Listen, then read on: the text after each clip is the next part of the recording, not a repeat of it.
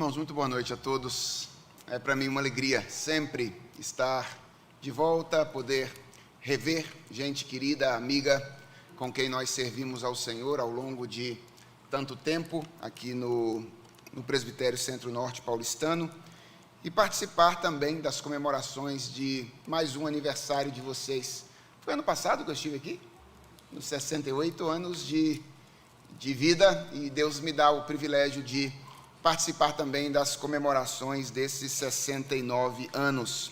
Trago o abraço da Igreja Presbiteriana de Santo Amaro, onde eu tenho tido o privilégio já há 5 anos de servir o Senhor como um dos pastores auxiliares, também da instituição onde eu tenho sido professor, o Centro Presbiteriano de Pós-Graduação Andrew Jumper, com os votos de que Deus dê vida longa e vida muito abençoada a vocês, que nós comemoremos outros 69 anos da Igreja Presbiteriana Aliança em Vila Espanhola, isto é, se o Senhor não voltar antes, né?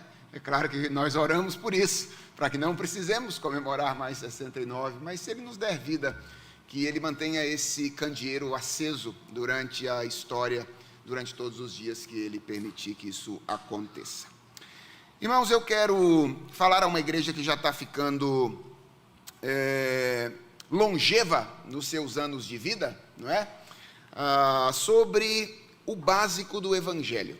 Quando nós vamos convivendo com as coisas da fé durante muito tempo, nós corremos um risco muito grande, que é o risco de nos perdermos no meio de todas as burocracias do processo e etc., e acabarmos nos esquecendo daquilo que é fundamental, daquilo que é basilar na nossa relação com Deus e com o Senhor Jesus Cristo. Então é por isso que eu escolhi nessa noite expor o texto de 1 de João capítulo 2, versículos 12 a 14, fazendo esse movimento de regresso, de retorno com vocês àquilo que é básico, aquilo que é fundamental no Evangelho. Eu vou fazer a leitura do texto sagrado com vocês e peço que vocês acompanhem aí silenciosamente a leitura do texto que vou fazer, e depois nós procederemos então à exposição da Escritura. O texto diz assim: Filhinhos, eu vos escrevo porque os vossos pecados são perdoados por causa do seu nome. Pais, eu vos escrevo porque conheceis aquele que existe desde o princípio. Jovens, eu vos escrevo porque tendes vencido o maligno. Filhinhos, eu vos escrevi porque conheceis o Pai. Pais, eu vos escrevi porque conheceis aquele que existe desde o princípio. Jovens, eu vos escrevi porque sois fortes, e a palavra de Deus permanece em vós, e tendes vencido o maligno. Vamos orar e pedir ao Senhor a graça da iluminação. Senhor, obrigado por esta passagem da Escritura Sagrada, escrita há tanto tempo atrás. Obrigado pelo privilégio que nos dás de, nesta noite, nos debruçarmos sobre ela. E nós queremos clamar ao Senhor o auxílio do bendito Espírito Santo, para que olhemos para esta passagem de modo a compreender aquilo que ela deseja nos ensinar, não apenas com a nossa mente, mas sobretudo com o nosso coração. Para isso nós te pedimos, ó Deus, que tu mesmo sejas o nosso mestre a nos ensinar nesta ocasião, e que a partir da voz falha, trôpega do servo que proclama a tua palavra nesta noite, nós ouçamos, todos nós, a voz do bom pastor Jesus Cristo neste lugar. Ajuda-nos a ouvir a voz do teu Filho, e dá que a voz do teu Filho, que é poderosa, entre no nosso coração e faça aquilo a que a tua palavra destinou, ou se destina a fazer, na vida de todos nós, que é nos aproximar de ti. É a nossa oração, em nome de Jesus Cristo. Amém. Irmãos, como é que nós podemos saber que alguém é crente de verdade?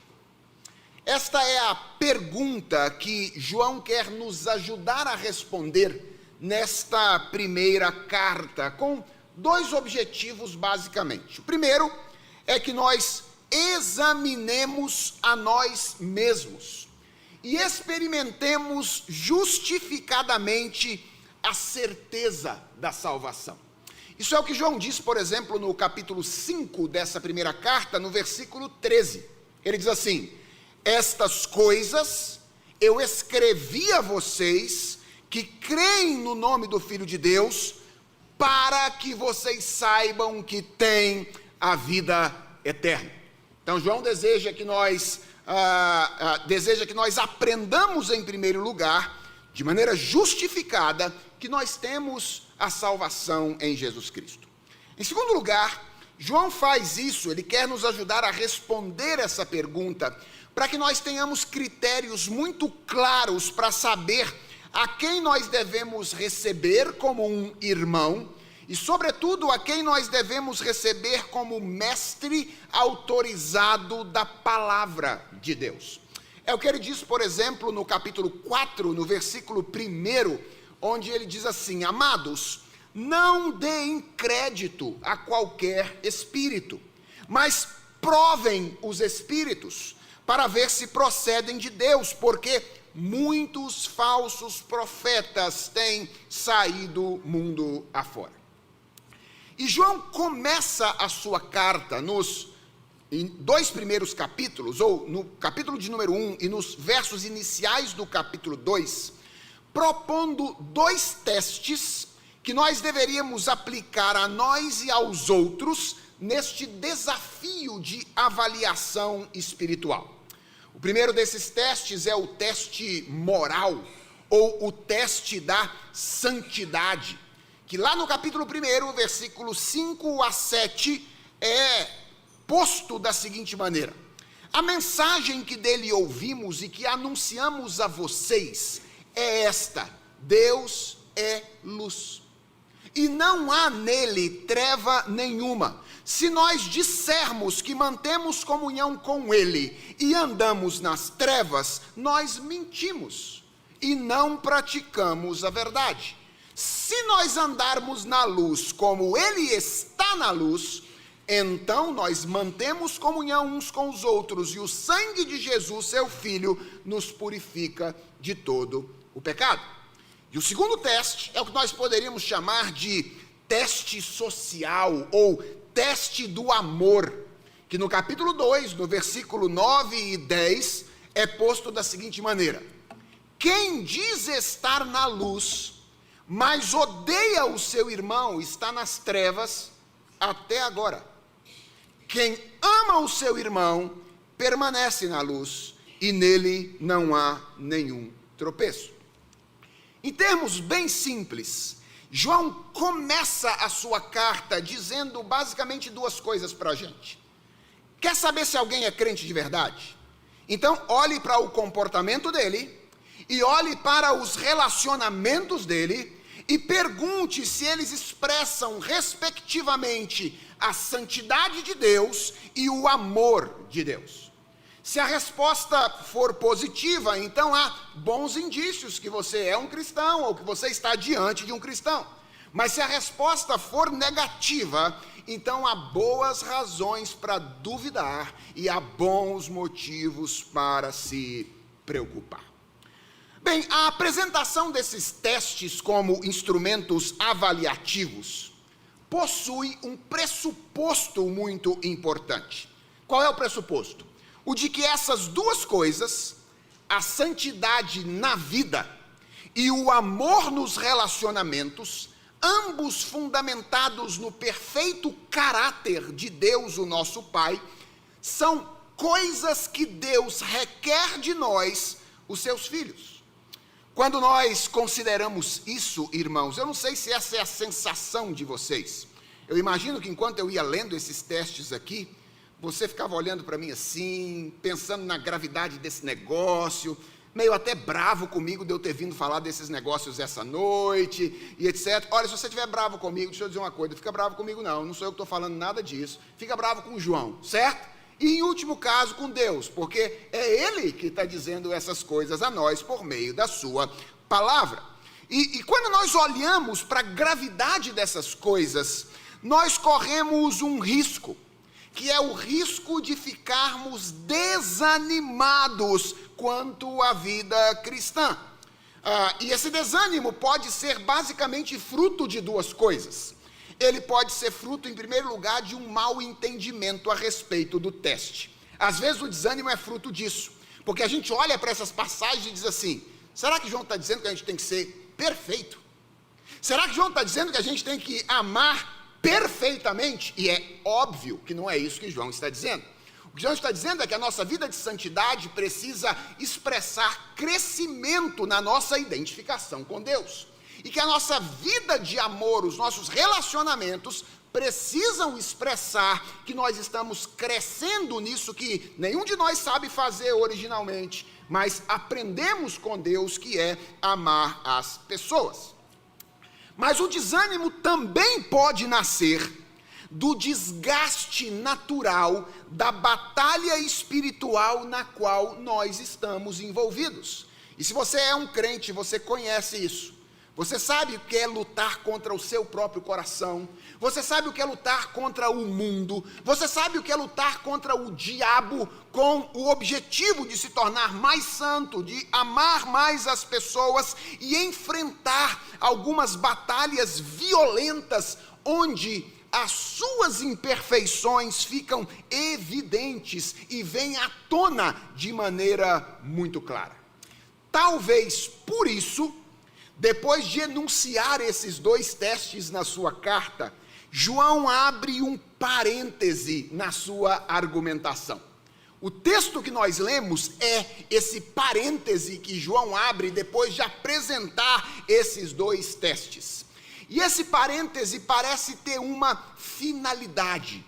João intui que os seus leitores pudessem ficar meio desanimados depois de ler que Deus espera isso deles, e então escreve essas palavras com a finalidade de encorajá-los, com a finalidade de dar a eles estímulo para que eles perseverassem na vida cristã.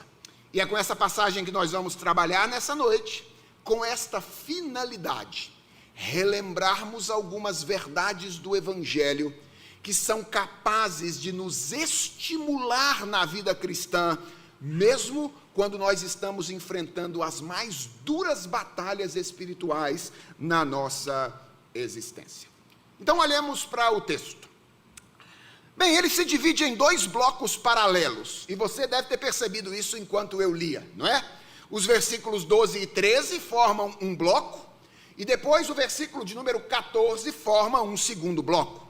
E em cada um desses dois blocos, João faz 3 afirmações a 3 diferentes grupos de pessoas: aos filhinhos, aos pais e aos jovens.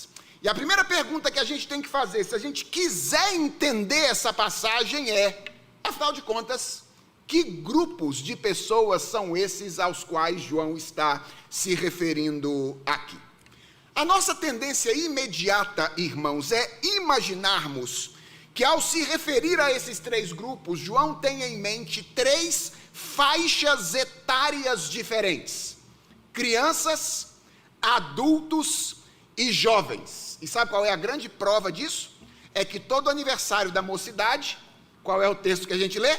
1 de João, capítulo 2, a respeito dos jovens, para falar que eles são fortes. Então, a nossa tendência é achar que João está falando de crianças, adultos e jovens, enquanto 3 faixas etárias diferentes. Agora, deixa eu dizer uma coisa a você. Não me parece que essa seja a melhor interpretação. Reparem que a própria ordem em que as categorias aparecem no texto não favorece isso. A ordem é filhinhos, pais e jovens. A ordem não é filhinhos, jovens e pais, como nós esperaríamos se João estivesse falando de 3 faixas etárias diferentes. Então, não parece que João está falando de 3 faixas etárias diferentes na igreja.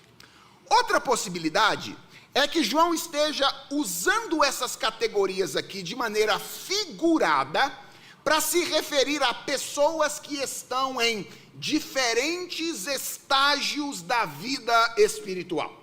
Então, filhinhos seriam pessoas que estão começando a vida cristã, ou seja, jovens novos na fé. Jovens seriam pessoas que já têm algum tempo de caminhada com o Senhor Jesus Cristo, não são ainda pessoas, ou não são mais pessoas que estão começando a carreira cristã, e pais são os cristãos experimentados. E deixa eu dizer uma coisa a vocês, esse entendimento me parece muito mais plausível. Vejam como é que as coisas que João diz a respeito de cada um dos grupos se encaixam melhor quando a gente os interpreta na perspectiva da maturidade espiritual. Os filhinhos, aqueles que são novos na fé, são aqueles para quem a consciência do perdão de pecados costuma estar ainda muito viva na memória. E é sobre isso que João fala quando ele se refere aos filhinhos aí. Os jovens, aqueles que já têm algum tempo de caminhada na vida cristã com Jesus, já têm boas experiências de vitória sobre o pecado. E é isso que João diz sobre eles nessa passagem. E os pais, que são os mais experimentados, dentre todos, certamente são aqueles que mais conhecem o Senhor. E é isso que João diz sobre eles aí nessa passagem. Então, eu acredito que a distinção que João está estabelecendo aqui não é entre crianças, jovens e adultos no sentido etário, mas é entre grupos diferentes de pessoas na igreja que estão em estágios diferentes da vida espiritual, começando a andar com Jesus, andando com Jesus há algum tempo e andando com Jesus há muito tempo. Agora, preste atenção a um detalhe. No segundo bloco da passagem, João faz algo que é extremamente curioso e que deve nos levar a relativizar o peso que nós atribuímos às distinções quando a gente interpreta essa passagem. João faz um negócio aqui no segundo bloco que desvia os nossos olhos da particularização e volta os nossos olhos para uma interpretação mais geral da passagem. O que é que João faz? Veja aí no versículo 14. Ele repete o que ele diz a respeito dos pais e dos jovens. Então, o que ele diz a respeito de pais e jovens no primeiro e no segundo bloco é exatamente a mesma coisa, só acrescentando alguma coisa e mudando o verbo, não é isso? No primeiro bloco ele fala, eu vos escrevo. No segundo ele fala, eu vos escrevi. E se você quiser saber por que ele faz isso, se você descobrir um dia, você me diz. Porque eu não tenho a mínima ideia do porquê é que ele muda o verbo do presente para o passado aqui nesta passagem. Mas ele repete o que ele diz a respeito de pais e jovens, apenas acrescentando algumas coisas. E olha que curioso, ele atribui aos filhinhos, que são os neófitos, a mesma característica que nos dois blocos ele atribui aos mais experimentados, que são os pais. O que nos leva à conclusão de que, embora João tenha em mente aqui grupos diferentes de cristãos, que possuem diferentes características à luz da sua maturidade espiritual, ele considera a diferença que existe entre esses grupos não como algo absoluto, mas como algo relativo.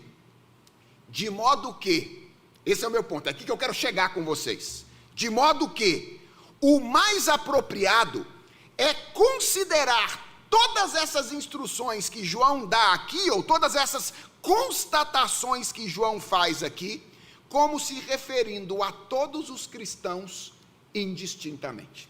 Então, é verdade que João faz uma distinção, mas ele também une as coisas, de modo que a melhor maneira de interpretar esta passagem é lembrando-nos de que embora alguns de nós já tenham mais tempo do que outros andando com Jesus Cristo, a nossa maturidade espiritual não é idêntica em todos os aspectos da nossa existência. Há aspectos nos quais talvez eu seja mais maduro espiritualmente do que você. Mas há outros aspectos da vida espiritual nos quais talvez você seja mais maduro do que eu.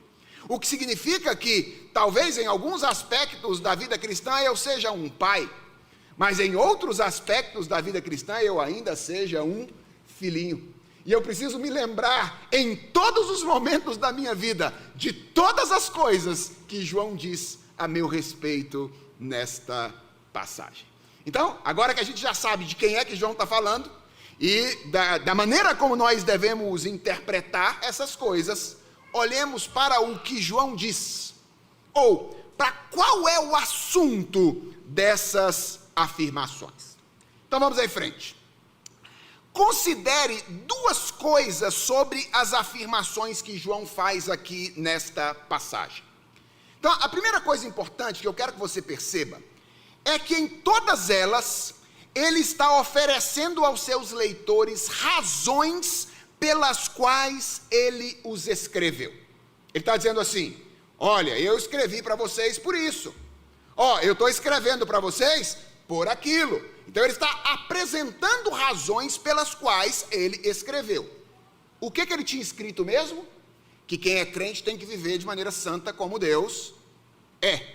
Que quem é crente tem que amar os outros como Deus ama as pessoas e foi amado por Deus. E agora ele está dizendo: eu escrevi essas coisas a vocês porque ele está dando razões pelas quais ele escreveu. E atenção a isso. Todas elas, essa é a segunda coisa que eu quero que você perceba, estão relacionadas à identidade espiritual dos seus leitores. João está dizendo: olha, eu lhes escrevi porque isto ou aquilo aconteceu com vocês. Eu escrevi ou estou escrevendo para vocês porque vocês se tornaram isto ou aquilo. E ao fazer isso, ao escrever desse jeito, irmãos, João nos ensina uma lição extremamente preciosa, a de que a firmeza na caminhada cristã está diretamente relacionada à nossa identidade espiritual e à consciência que nós temos dessa identidade. Ou seja, ninguém pode enfrentar bem o desafio de viver como expressão da glória de Deus no mundo. Ou seja, viver como expressão da santidade de Deus, viver como expressão do amor de Deus, sem que, em primeiro lugar, desfrute de uma determinada condição espiritual. Em segundo lugar, sem que esteja consciente da condição espiritual da qual ele desfruta. Igreja Presbiteriana Aliança, 69 anos de vida. Certamente vocês viram muitas pessoas que estiveram sentadas aí, nesses bancos, junto com vocês, mas que por várias razões abandonaram a fé, se desestimularam na carreira cristã. Das duas, uma. Ou eles nunca experimentaram a redenção em Cristo, nunca desfrutaram dessa condição espiritual da qual só desfrutam aqueles que estão em Cristo Jesus, ou em algum momento da caminhada cristã, eles perderam a consciência da condição deles em Cristo Jesus. Porque essas duas coisas são essenciais para que nós continuemos caminhando bem diante desse desafio. Desfrutarmos de uma nova condição espiritual e estarmos conscientes da condição espiritual da qual nós desfrutamos. Em outras palavras, quem você é e aquilo que você sabe sobre quem você é são duas coisas fundamentais para que você se mantenha firme no meio do desafio de andar na luz e amar as pessoas como Deus deseja que você ame e que você ande num mundo que jaz em trevas. Os leitores de João desfrutavam dessa condição, eles tinham uma nova identidade, o apóstolo João sabia disso, e ele está escrevendo agora para refrescar a memória deles, para trazer à memória deles essa nova identidade em Cristo, para que eles não se esqueçam quem eles são, a fim de que eles continuem caminhando bem com Jesus Cristo. Então nós já sabemos quem são os grupos, já sabemos o que João está fazendo aqui, vamos para aquilo que definitivamente importa. Quais são os aspectos da nossa identidade, dos quais nós precisamos nos lembrar para andarmos firmemente com Jesus Cristo? São 3, basicamente. O primeiro, irmãos, é o de que nós fomos perdoados. Está aí no versículo 12. João diz: filhinhos, eu escrevo a vocês, porque os seus pecados são perdoados por causa do nome de Jesus. Irmãos, essa é uma das coisas mais fundamentais do Evangelho, das quais nós nunca deveríamos nos esquecer. Nós somos pecadores. Por natureza, diz a Bíblia, nós somos merecedores da condenação dos nossos pecados, que é aquilo que a Bíblia chama de inferno. Mas nós somos pecadores por quem Jesus Cristo morreu. E porque Jesus Cristo morreu pelos nossos pecados, eles foram lançados de uma vez por todas no mar do esquecimento. Isto é o que diz aquele que talvez seja o versículo mais conhecido da primeira carta de João, e talvez um pouco mal interpretado, que é 1 de João capítulo 1, versículo 9, você sabe de cor. O que diz? Se confessarmos os nossos pecados, Ele é fiel e justo para nos perdoar os pecados e nos purificar de toda injustiça. Por que eu estou dizendo que às vezes ele parece mal interpretado? Porque a gente imagina que esse texto está falando de ocasiões ou circunstâncias constantes na nossa vida. Ou seja, eu vou lá no domingo na igreja, e aí eu vou adorar a Deus, e aí eu vou pedir perdão pelos meus pecados. E eu confio nessa promessa, que se eu pedir perdão no domingo, então os pecados da semana passada estão perdoados, limpou a ficha, certo? Agora eu posso pecar essa semana de novo, para voltar no domingo que vem, e eu tenho a promessa de novo. Qual é a promessa? Que se eu confessar os meus pecados lá no domingo que vem de novo, então os pecados dessa semana agora vão ser perdoados, certo? Não é isso que João está dizendo. Quando João diz, se confessarmos os nossos pecados, o que João está dizendo é, se você concordar com aquilo que Deus diz a seu respeito. O que é que Deus diz a seu respeito? Que você é um pecador. Se você, ao invés de ficar olhando para Deus e dizendo, o Senhor está dizendo que eu sou pecador, mas na verdade eu sou um santarrão. O Senhor está dizendo que eu sou um pecador, mas na verdade eu não preciso de salvação. Não. Se você concordar com aquilo que Deus diz a seu respeito, que você é um pecador miserável, carente da graça de Deus, então todos os seus pecados, aqueles que você cometeu ontem, aqueles que você cometeu hoje, e aqueles que você ainda haverá de cometer, todos eles estarão perdoados pela morte, o sacrifício eterno, vicário de Jesus Cristo, o Filho de Deus. Ele é fiel, Ele é justo. Todos aqueles que estão em Jesus Cristo têm de uma vez por todas os seus pecados perdoados. Nenhuma culpa nos pode ser atribuída hoje. Lembra do que o apóstolo Paulo diz? Ele diz que agora nenhuma condenação há para aqueles que estão em Cristo Jesus. Qual é a primeira grande verdade que João disse? Você precisa trazer à memória. Se você quiser andar com Deus de maneira firme nesse mundo, a primeira verdade é, você foi perdoado. A segunda verdade que João diz, nós devemos trazer à memória, é que nós fomos adotados. Essa é a segunda grande verdade.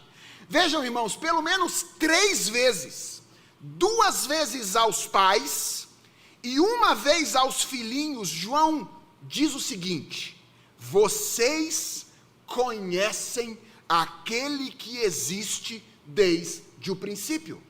Vocês conhecem o Pai. Essa é uma outra expressão que a gente nem sempre entende bem. E a razão é que nós somos homens modernos.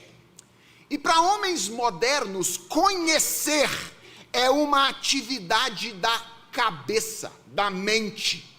Nós achamos que quando a Bíblia fala sobre conhecer, ela está falando sobre a operação do nosso intelecto, de guardar na memória algumas verdades ou proposições.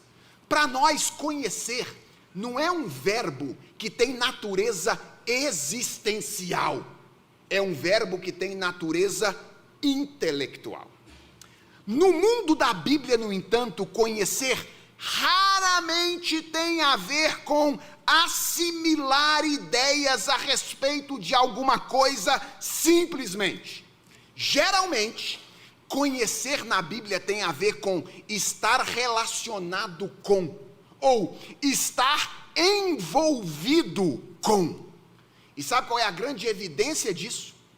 É que conhecer é um dos verbos que a Bíblia usa para se referir à maior relação de intimidade que existe entre os homens, especialmente entre um homem e uma mulher no casamento, que é o intercurso sexual.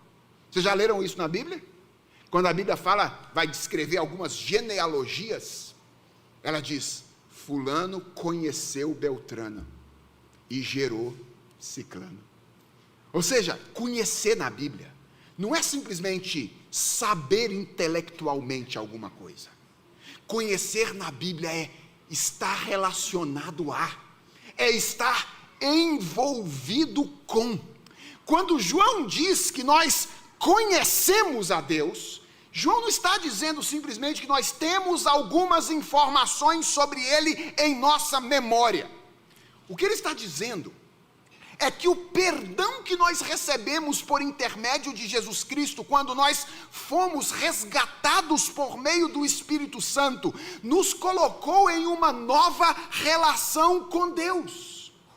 Semelhantemente ao que o apóstolo Paulo diz no capítulo 5 da carta aos Romanos. Lembra? Ele diz: justificados, pois, mediante a fé, nós agora temos paz com Deus.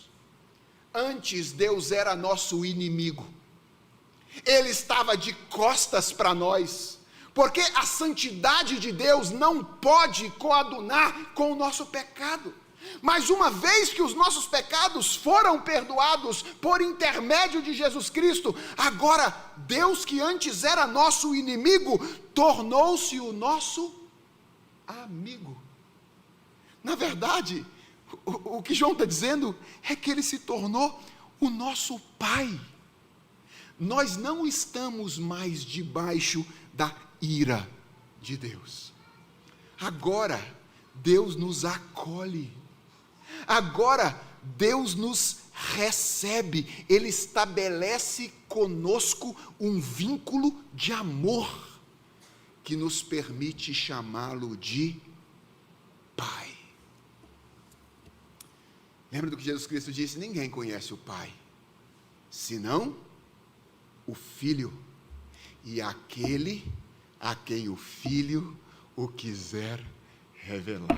Em outras palavras, em Jesus, nós estamos envolvidos com Deus na mesma relação que Ele, o Filho de Deus, desfruta com o seu Pai. E agora nós podemos, por causa do perdão que recebemos, chamar a Deus de nosso Pai. Nós somos perdoados, diz João. Nós somos adotados, diz João. E por último, nós somos vitoriosos, é o que João nos diz. João escreve 2 vezes aos jovens dizendo: vocês são fortes.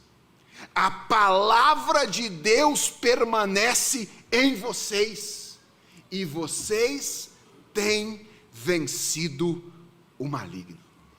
Irmãos, olha o que João nos ensina aqui.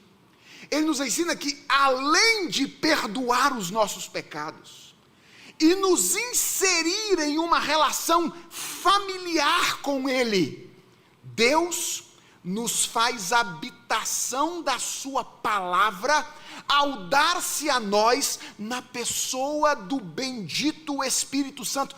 Irmãos, eu não sei se a gente compreende aquilo que João está dizendo neste texto.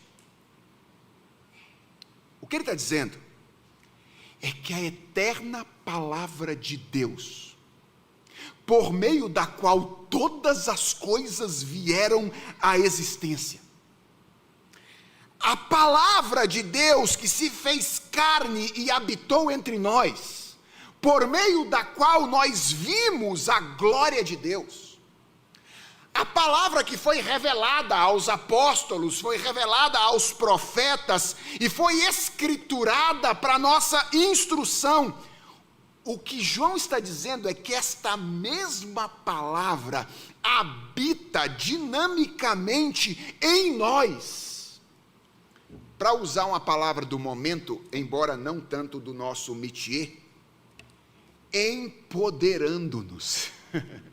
É isso que a palavra de Deus faz conosco.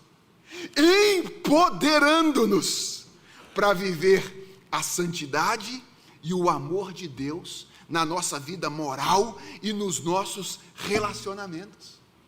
Além de perdoar os nossos pecados, além de nos adotar como filhos, Deus nos faz habitação do seu Espírito e da sua palavra.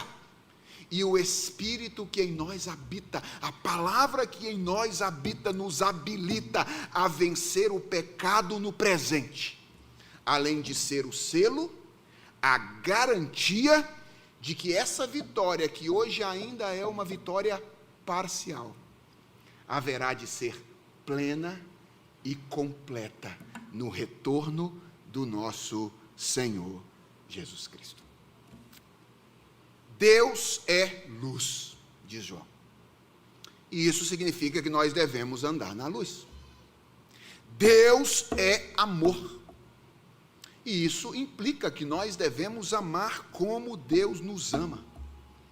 A questão que não quer calar é: como é possível viver com exigências tão radicais em um momento em que nós ainda experimentamos essa tensão entre a nova e a velha natureza, sem que nós sejamos tomados de desânimo, sem que nós sejamos tomados de desespero? A resposta de João é: tomando consciência e vivendo com base em nossa nova identidade em Cristo, promovida pela ação do Espírito Santo de Deus.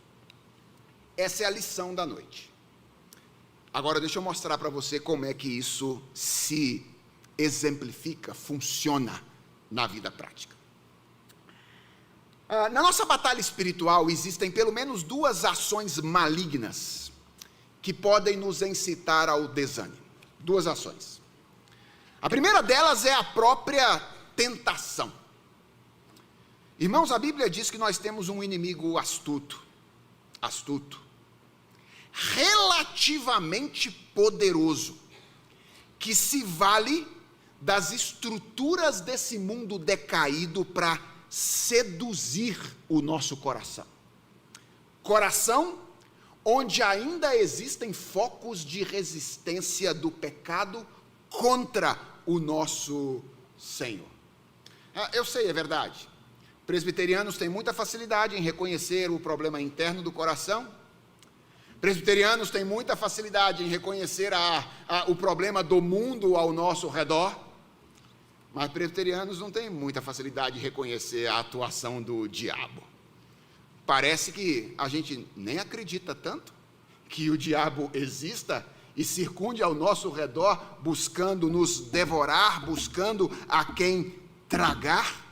Mas a verdade é que nós temos esse inimigo astuto, relativamente poderoso, que ronda ao nosso redor, desejando que nós desobedeçamos a Deus. E quando nós estamos pressionados por situações como essas, o diabo, usando os valores do mundo, apelando aos desejos do nosso coração, às vezes parece que é impossível não sucumbir. Quando essas coisas todas se juntam, parece quase impossível vencer a tentação. A minha pergunta é: do que precisamos quando essas coisas acontecem? O que essa passagem nos ensina, irmãos, é de que nós precisamos que a nossa nova identidade em Cristo seja trazida à nossa mente e ao nosso coração. Nós precisamos que alguém que em nós habita traga à nossa memória verdades como: eu sou filho de Deus. Eu tenho um Pai poderoso que me ama e está interessado na minha santificação. Eu tenho um amigo com quem eu posso contar em toda e qualquer circunstância. Precisamos que alguém traga à nossa memória a verdade de que somos a habitação da palavra de Deus. Eu não ajo mais nas minhas próprias forças. Já não sou eu quem vivo, é Cristo que vive em mim.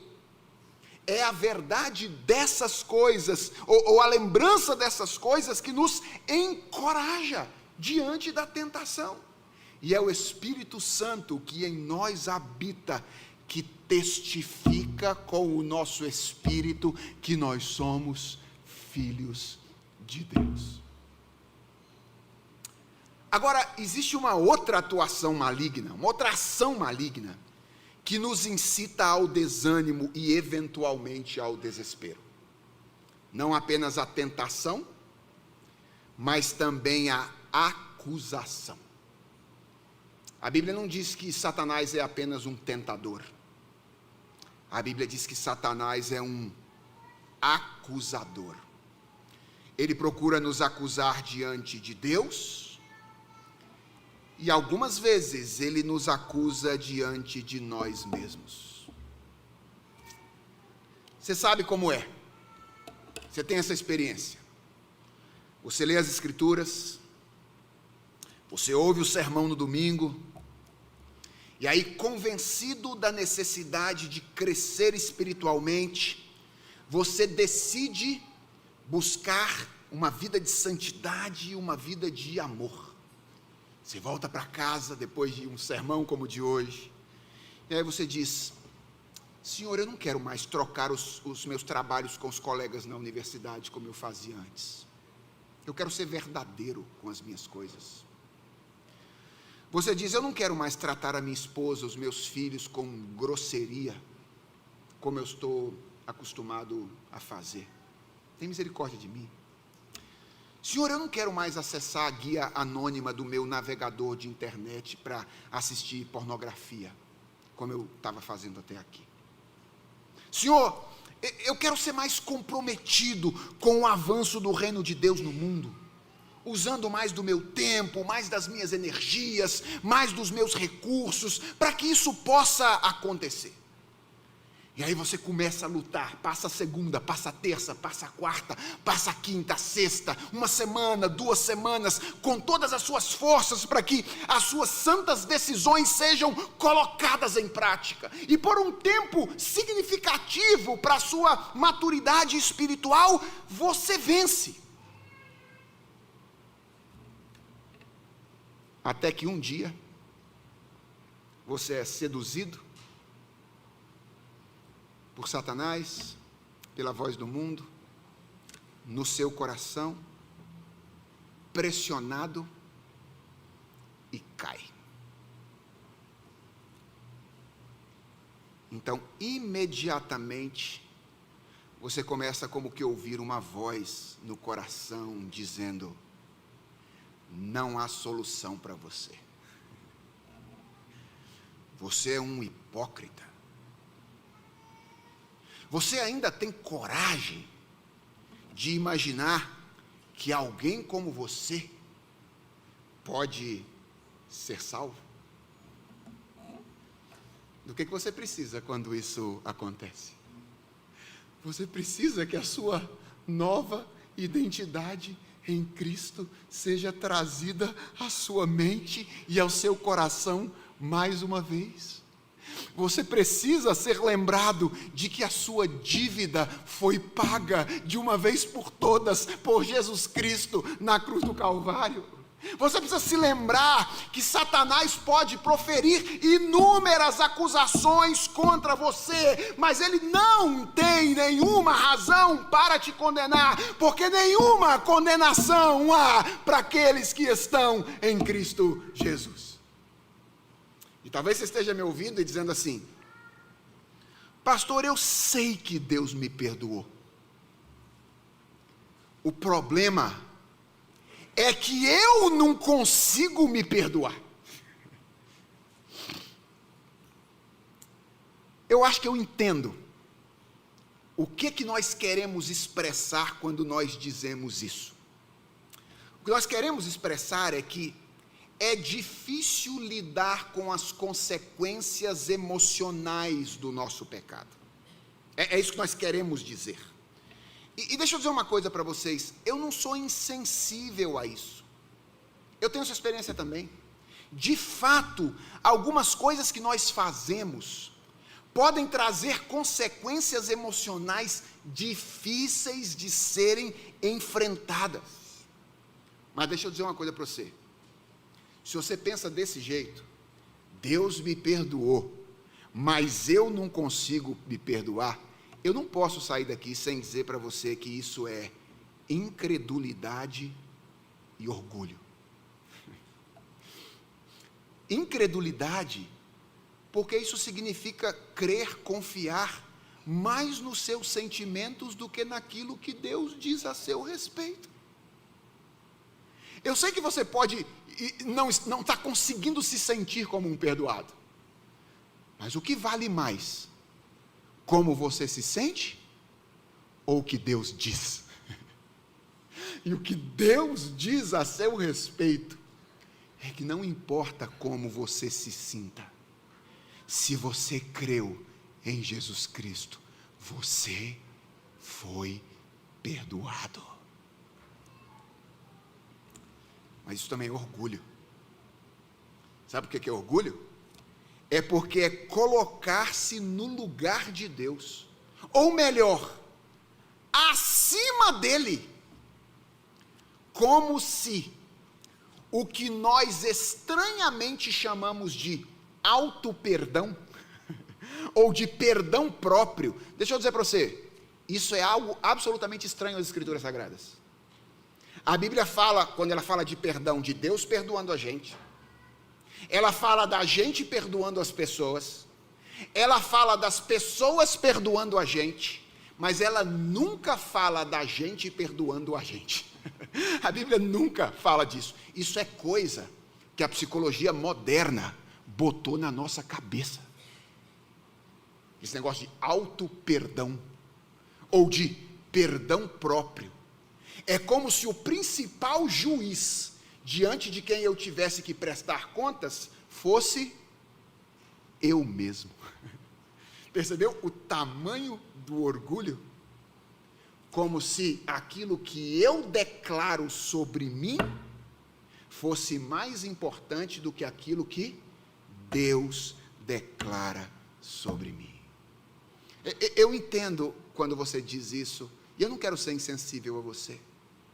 Mas como profeta de Deus, eu não posso ir embora sem dizer, se esse é o tipo de coisa que você pensa, você está tomado de incredulidade, e você está tomado de orgulho.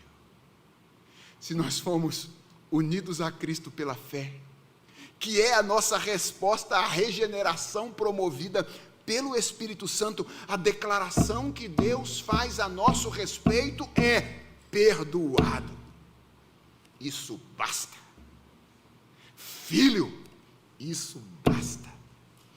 Vitorioso, isso basta. E trazer essas coisas à mente é o antídoto contra o desânimo, ou desespero provocado pela acusação de Satanás. Você já deve ter ouvido falar de um homem chamado Martinho Lutero, considerado o pioneiro da reforma protestante do século XVI, movimento do qual todos nós que somos evangélicos de alguma forma descendemos. Lutero era um homem da igreja, mas profundamente atormentado pelo esquecimento das verdades espirituais. Para vocês terem uma ideia, Lutero era um professor de teologia, mas certa vez ele escreveu que ele odiava a Deus. Por quê? Porque ele só conhecia a Deus como um Deus de justiça. Todas as vezes em que ele lia as coisas sobre a justificação, ele lembrava de que ele era injusto, de que Deus é justo, e ele não conseguia se ver de maneira a ter paz diante do Senhor. Lutero encarava de frente as tentações, mas não conseguia experimentar essa paz, levava a sério a sua vida devocional, passava longos períodos em oração, jejum, mas tudo isso para ele era um peso. Até que um dia, lendo a Bíblia, o Espírito Santo abriu os olhos dele e o convenceu de que em Jesus Cristo ele desfrutava de uma nova condição espiritual. E em fevereiro de 1522, Lutero escreveu uma oração com a qual eu quero encerrar a minha mensagem nessa noite. Uma oração que somente alguém movido pelo Espírito Santo poderia escrever. Abre aspas. Ouça e ore com Martinho Lutero. Senhor Jesus Cristo, Tu és minha justiça. Eu, porém, sou teu pecado. Levaste sobre ti o que é meu e deste a mim o que é teu. Tomaste sobre ti o que não eras e deste a mim o que eu não era. Senhor Jesus Cristo, permaneço contigo, a ti me prendo e em ti creio, pois tu somente és o que importa. Sabendo essas coisas, eu quero ir e confrontar-me com os 10 mandamentos, quero aplicar-me às boas obras, mas o principal é que a ti me atenha e que por ti me seja doada a vida eterna. Quem somos nós em Cristo Jesus? Perdoados, adotados e vitoriosos. A Igreja Presbiteriana Aliança, caminhando para os 70, não se esqueçam dessas coisas básicas e fundamentais. Às vezes a nossa vida de igreja, com tantos afazeres, relatórios para preencher, sociedades para dirigir, reuniões para realizar, são tantas que a gente meio se perde no meio de tanta coisa a fazer e se esvai a simplicidade do Evangelho. Percam de vistas isso não. É a simplicidade do Evangelho, a nossa nova condição em Cristo que nos estimula a fazer tudo aquilo que nós somos chamados a fazer por amor a Jesus Cristo. Que venham os 70, os 140, os 210, todos eles, sem se esquecer da simplicidade do Evangelho. Que Deus os abençoe. Amém. In Christ alone, who took on flesh, fullness of God in endless babe, this gift of love and righteousness, scorned by the ones he came to save, till on that cross that Jesus died, the wrath of God was satisfied for every sin.